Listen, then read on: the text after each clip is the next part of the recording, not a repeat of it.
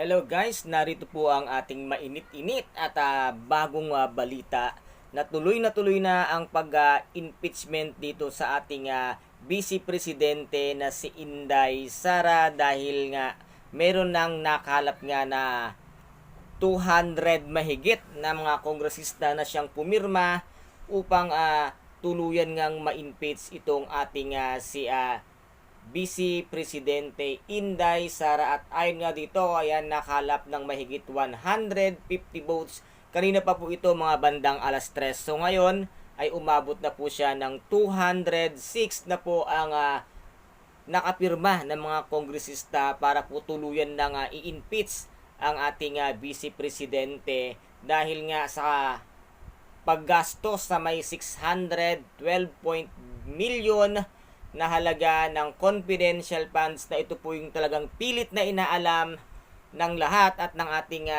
lalo na po sa DepEd kung saan napunta ang perang ito, kung ito nga ba ay ibinulsa ng ating Vice Presidente Sara or kung saan nga ba ito na ibigay na naitulong. At ito ngayon ang talagang matinding ipapaliwanag ngayon ng ating Vice Presidente.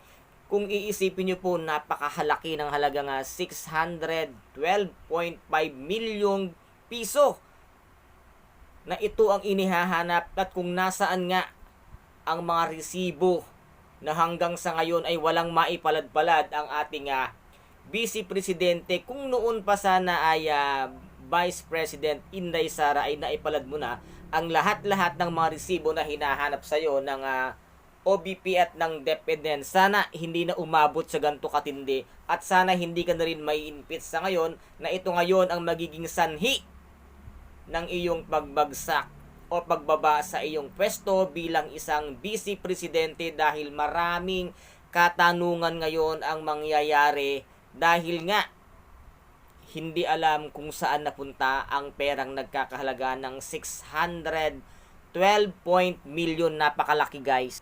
At ito pa po ang bagong balita, mga 5 minutes pa lang ang nakakaraan. Ayan guys, inatasan ng Senate Secretary ang mga opisyal ng Senate. Ang Senate Public Relation and Information Bureau na naghanda na sa posibleng pagtanggap ng impeachment at complaint laban kay Vice Presidente Sara Duterte mula sa Kamara mamayang gabi, February 5. So mamayang gabi na po tatanggapin ng Senado ang impeachment dito nga kaya Sara Duterte. Napakaraming katanungan na dapat sana ay masasagot mo ngayon dyan na Vice Presidente Inday Sara kung saan nga napadpad ang perang iyan. At dito nga ang isa sa mga gumalaw sa kasong ito at tahimik na tahimik talaga ang ating minamahal na presidente Bongbong Marcos.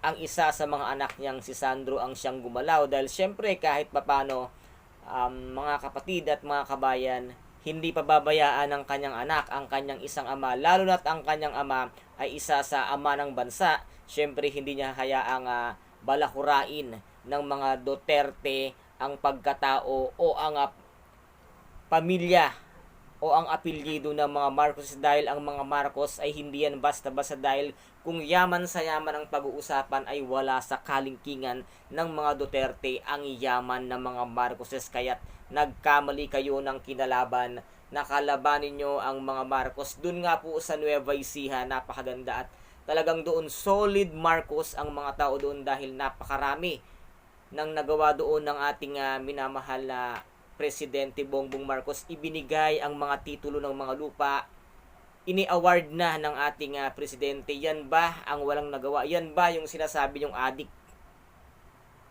Sa salitang adik, bakit hindi nyo tanungin ang iyong ama, Vice President Sara Duterte, kung sino yung tunay na adik? Itanong nyo sa mga sarili nyo, huwag nyong babalik na rin o ipapahid yung isang gawa ninyo sa isang tao. Kaya ngayon, ayan, kinarma ka tuloy. Ayan, mai-impeach ka na ito na ngayon ang magiging simula ng iyong pagbagsak na sana nga makayanan mo at masagot mo ang lahat ng katanungang itatanong sa iyo at sana maipalad mo ang lahat-lahat ng dapat mong ipalad para mapatunayan kung saan nga ba talaga napunta ang perang yan. Kaya guys, ito po yung ating aabangan na mamaya ang pag-uusapan, ang impeachment ayan ng ating Vice President Sara Duterte.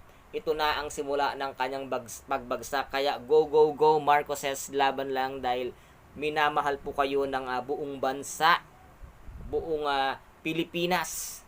Napakarami ang mga OFW na kung saan sang bansa na nagmamahal, na always nakasupport sa mga Marcoses. Ayan guys, ayan na.